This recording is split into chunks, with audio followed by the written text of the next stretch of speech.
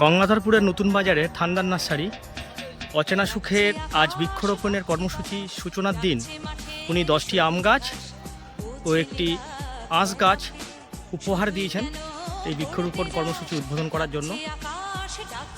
কাকদ্বীপ স্টেশনের কিছুটা অংশ সংরক্ষিত করে বেড়া দেওয়ার কাজ চলছে এবং তার মধ্যে আমাদের ফল গাছগুলিকে সুন্দরভাবে স্থাপন করা হয়েছে। আগামীতে আমরা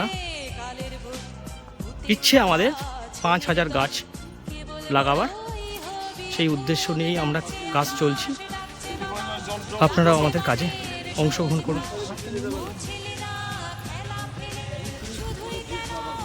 আজকে অচেনা সুখের বৃক্ষরোপণ কর্মসূচি শুরু হলো। কাকদ্বীপ সবুজায়ন প্রকল্প আজকে শুরু হলো।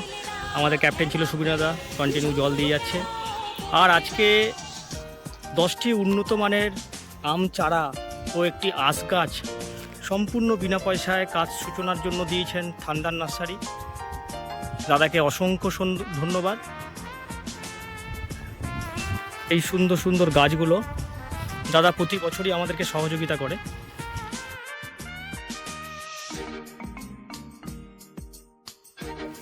কাকদ্বীপ স্টেশন সুপারিনটেন্ডেন্ট স্যার আমাদের সঙ্গে এসে গাছ সহযোগিতা করছেন।